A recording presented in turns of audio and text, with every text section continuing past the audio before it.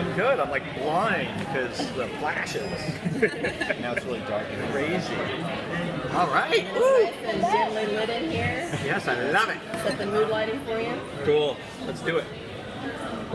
So this season of DC Legends has taken a bit of a turn at the end of the last episode. So what can you sneak for us that's coming up?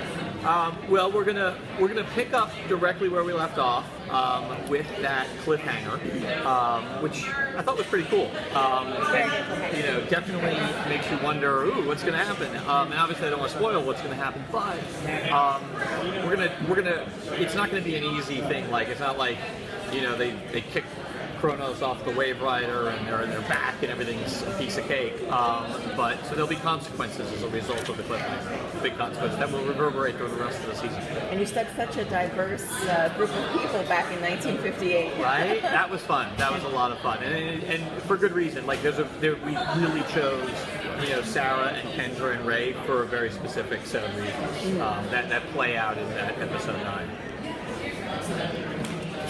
What kind of character development will we see coming up? Oh, good. Good question. Well, we've got a few interesting things. I would say quite a bit of development with the Ray-Kendra relationship. That's going to take some interesting ups and downs and twists and turns. It's a bit of a roller coaster, but we're really going to be exploring that.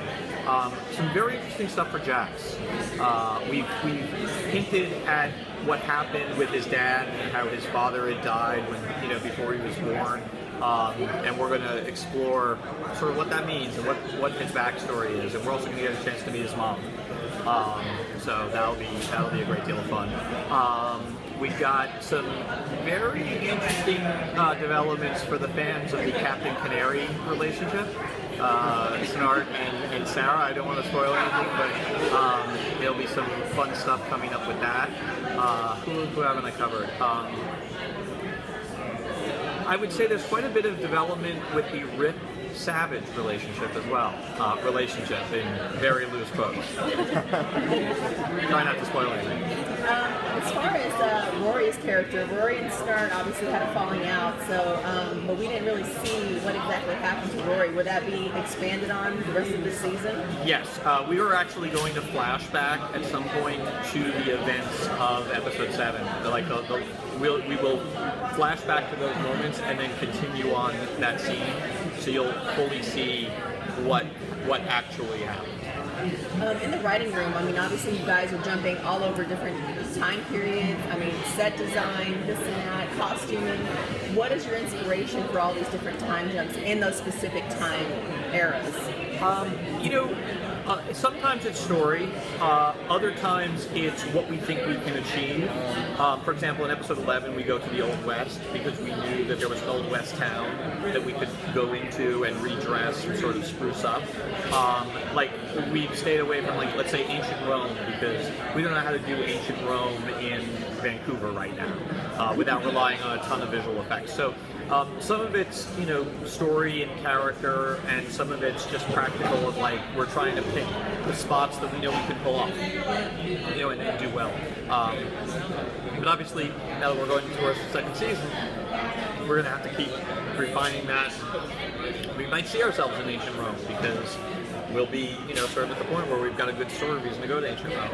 But it's feeling, it's just feeling our way through, and like you alluded to, we have an amazing crew. And every time we go to a different time period, which is every episode, we end up having to reinvent the show from a production standpoint. And great new costumes have to be come up with, set design, particularly when we go to time periods like the future.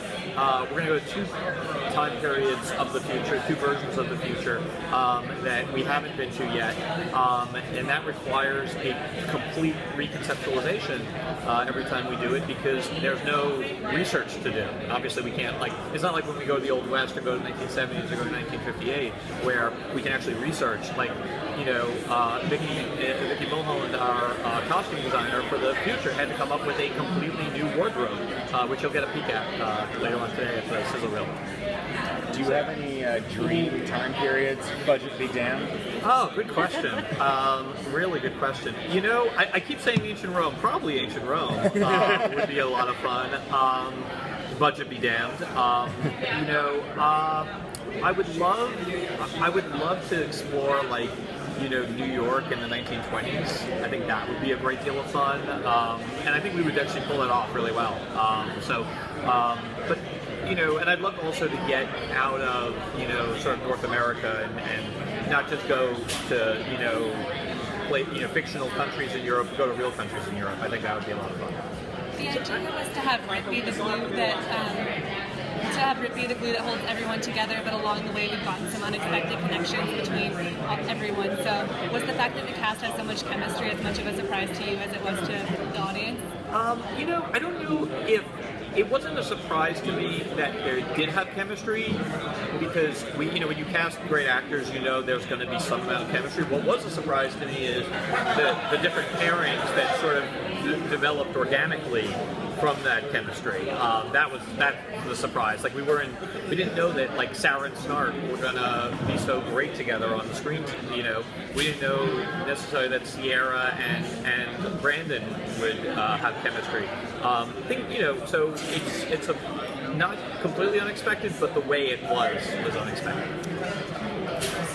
Great. Thanks, guys. Thank you so Appreciate it. much.